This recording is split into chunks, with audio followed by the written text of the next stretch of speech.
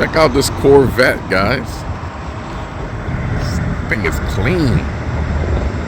Look at that, huh? Wow. Wonder who that pretty little thing belongs to. My name is Chris, and welcome to the Camper Dan Files. In today's video, we are going to change some more light bulbs.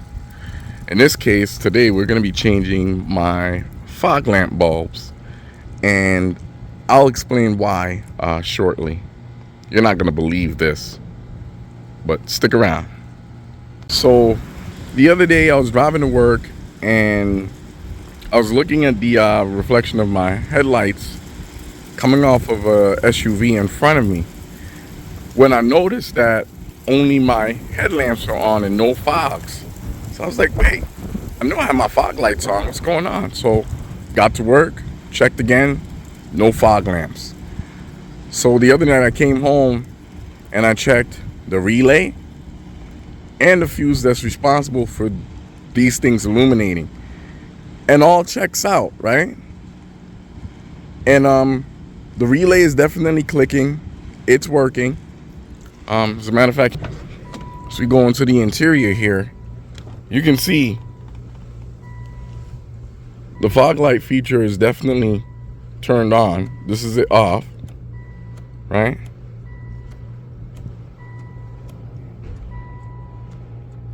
And even now you can faintly hear, I don't know if you guys can hear that clicking there. You may or may not be able to hear it, but yeah, the relay is definitely working.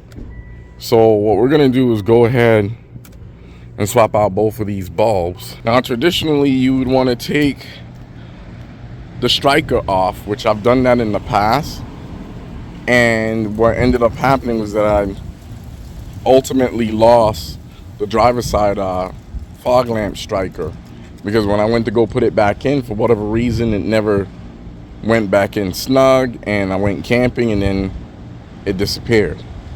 So I got a replacement a short time later from the junkyard, and that's what you see here now. And that's been on there for the last, I don't know, almost 2 years. So what I'm gonna do instead is go under here. Under the bumper, it's gonna be a series of screws. There's actually supposed to be 3 of them, 2 of which you can see right here. Looks like I'm missing the 3rd one. I don't know what happened there, but I'm sure I can find a screw to replace that one with. And the same over here. We remove these 3 screws and we can reach our hand up in there and get to the bulb. Oh, also looks like my fog lamp here took a wallop. There's looks like a fresh fracture in it. And I assure you that hasn't been like that. And sadly I can't replace these assemblies because the nuts and bolts that hold everything in place, they're so rusty that the last time I tried to remove them the correct way to replace the fog lamp bulbs, I ended up breaking the plastic cage or bracket that's supposed to hold things in place on the driver's side. So I was like, nope, won't be doing that again. So I don't know if I want to go through the trouble of removing the strikers again. I really don't want to, out of fear that I might lose one of them. Like this one isn't even that tight, as you can see. So I don't know. Let me go over this and figure out what the best route to resolution is going to be, and then I'll bring you guys back for the actual repair. I just had to go ahead and grab me a hat there. It's so hot out here today. All right, let's get to work.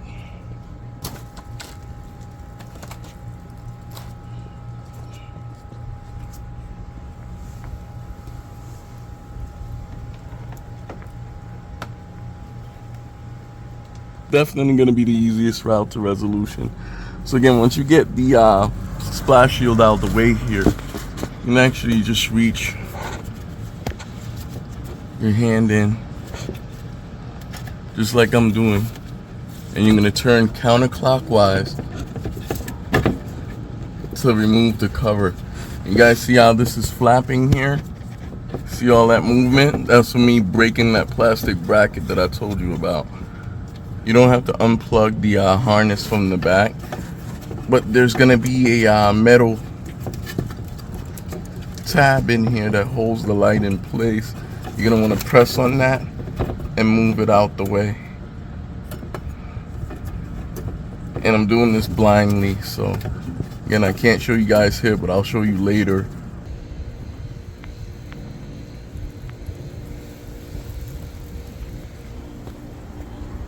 I don't know, guys. This is what the bulb looks like.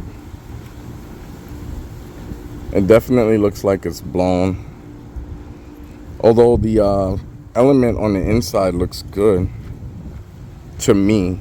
The element looks good, but you have this, it looks like oxidation there at the base of the bulb. So that looks like something that went out. I don't know if maybe it got exposed to water. I mean, the connector itself looks good. Get the new bulb in there.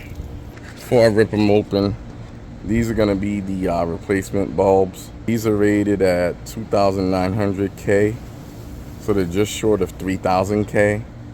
I'm hoping that it does put off a 3,000K color. I am a fan of this color. I actually have 3,000K HID bulbs in the fog lamp assemblies on my 15 Ultima, but I also went ahead and added 3,000K style overlays on those fog lamps as well, and I've been running those since I want to say 2016, because I bought my car brand new June of 2015, so I didn't really have it that long before I started modifying and stuff. Now, when dealing with these bulbs, it's imperative that you don't touch these with your hands, because the oil and any dirt getting on this will basically shorten its lifespan, if not cause it to go out pretty much right away.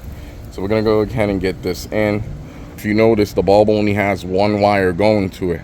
That's because the negative side of the circuitry is actually embedded in the assembly itself. That's how it gets ground to complete the circuit.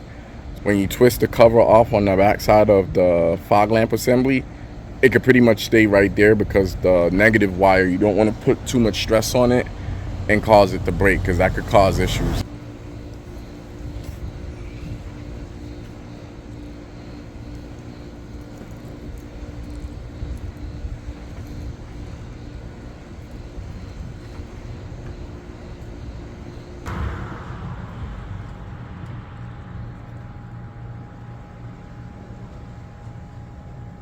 Oh yeah, there's no doubt in my mind.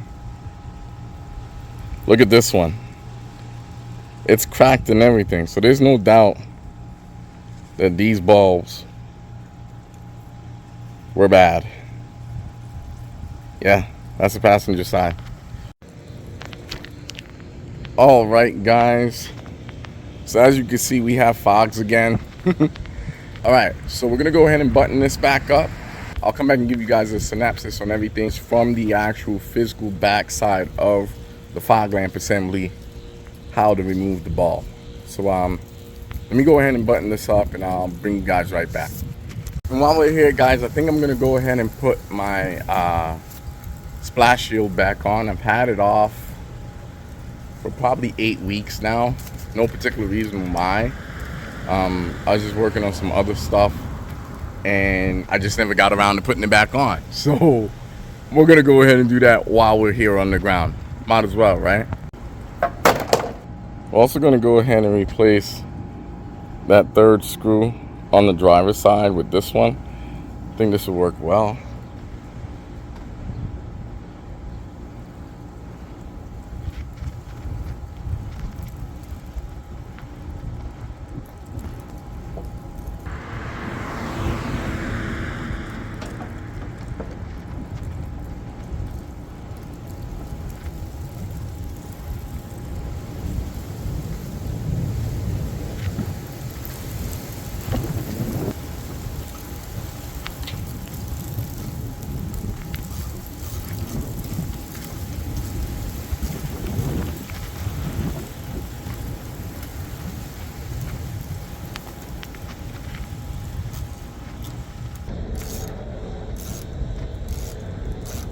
So I had to do a bit of digging, but let me see what example I have here.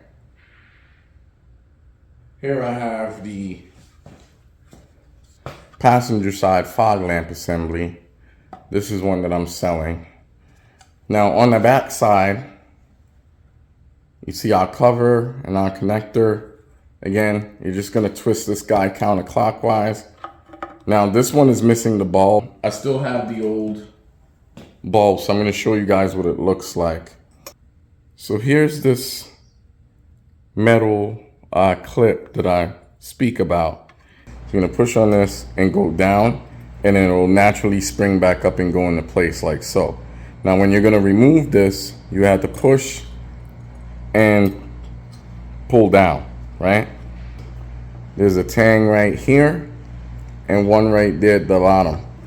It goes in just like so. And then your metal clip here, once you have everything seated flushly, your metal clip there is gonna go down, under, and then back up, just like that. You see it? So when you go to remove, you push in and you pull down, and then it releases and it flips away. The same exact way that you would go about swapping out the actual headlamp bulb for the headlamp assembly. I'm in awe because they both went out at the same time. I've never seen that. All right, guys, so that's gonna do it for today's video. If you found it helpful, go ahead and give it a like. And while you're at it, don't forget to share, comment, and subscribe. Thanks again for stopping by the Camper Dan Files. My name is Chris, and until next time, keep using your Pathfinder as a Pathfinder, on or off the pavement.